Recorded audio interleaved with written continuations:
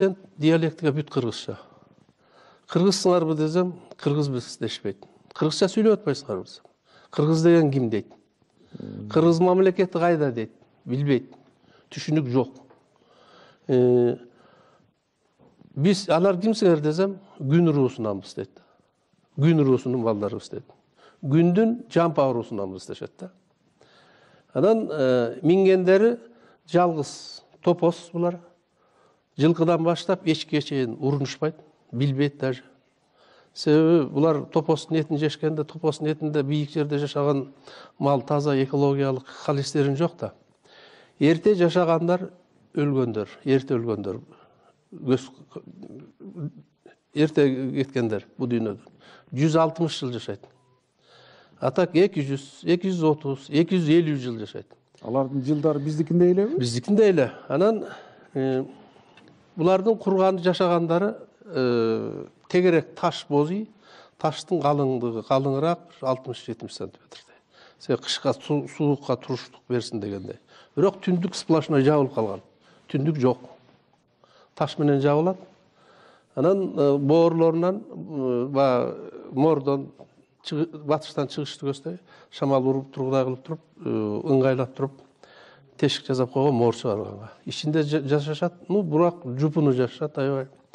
Bir жылда бирден булар 10 июнда сөзсүз түрдө bir жылда жашаган кыргыздардын ажердеги аялдардын, кыздардын, келиндердин шырдактарын, кийистерин, ала кийис, туш кийис, өрмөктөрүн кадимкидей. Ошолор барын топоско жүктөшүп жолго чыгышат. 13 күн жол түнөйт, талаада түрөшөт. Эки бийик кырдашат, бу төбө ашуудай болгон мисалы үчүн. Түшүшөт дагы 3 күн булар акча кармашпайт, такыр. Телевизор дегенди билбейт, радиомагнитофон дегенди билбейт, тарсаң тарттырбайт. Эгер бизди тарсаң, силерге доо кетет, көп жашабайсыңар дейт. Шайтанды аралаштырып атасыңар деп коет да. Анан жаныбарларды тартып бергиле деди да. Ушундай немелерди, шарттарды коет. Анан 13 күндөн кийин багы Кашпирдин штатына барышып, булар базарга барышып, товарларын алмаштырып алышат да, өзлөрүнө керектүүлөрдү жүктөп кетишет кайра. Кайра 13 күн жүрүшөт. Кайра өткөндөн кийин артынан багы ашууларды жабышат.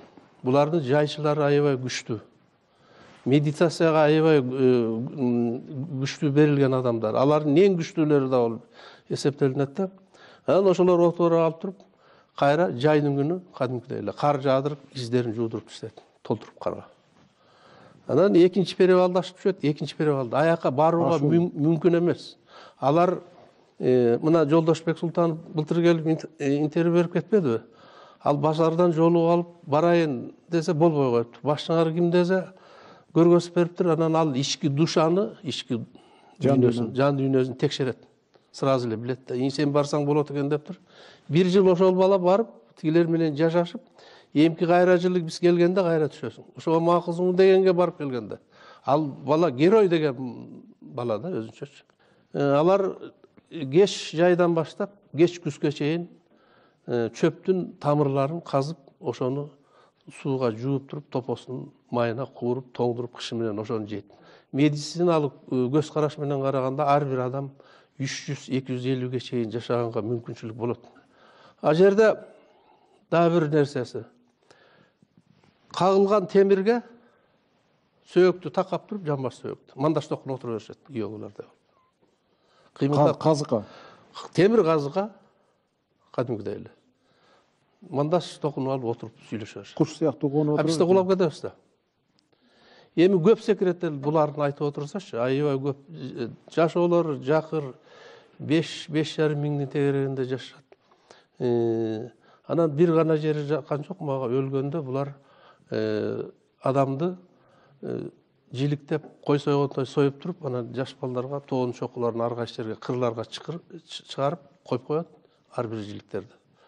Анан ошол жиликтердин этин бүркүттөр жегенден кийин ошондон кийин булар ушу дүйнөгө ыраазы болушат да. Булар сөөк көмүшкү деген салт жок. Мына ушунусу жаккан жок. Анан булар Индиянын түндүк мына бул жеринде Кашмир штаты Индиянын, биягы Пакистан, биягы Кытай. Мына могу түндүк жеринде, биягы Тажикстан. Аралыгы болгону 28 километр. Мына жерде турушат да. Буларды Кытайлар 5 жолу чабуул коюшуп, армиясы менен багын табысташты. Булар медитацияга чыгышып, ким келатат бүт билишет. Жайдын күнү жолду жабат дагы, кар жаадырат, тоңдуруп өлгөн өлөт, тирүүлөр кайра качат. Ошондон кийин Кытай буларга ноль внимание коюп коюшту да. А Индия тарабынан тоже барбайт, себеби жол ача албайт аяка. Булар өзүнчө изолированный, дүйнө жүзүнөн өзүнчө бөлүнүп калган эл болуп эсептелинет да. Эч кимди да өзүлөр жолотпойт. И ошо жерге жашап калып, жашаганына да булар ыраазы болушат да. Буларда бир мындай жер шарында толгон токой мамлекеттер бар, ар кайсы материктер бар деген түшүнүк барбы? Радио, телевизор дегенди билбейт. Жазганды билеби? Жазганды билишпейт булар. Такыр билишпейт. Булар сырт дүйнө менен аралашпайт. Толку аралашпайт. Эч менен. Толку булар өйдөяк менен түз сүйлөшөт да.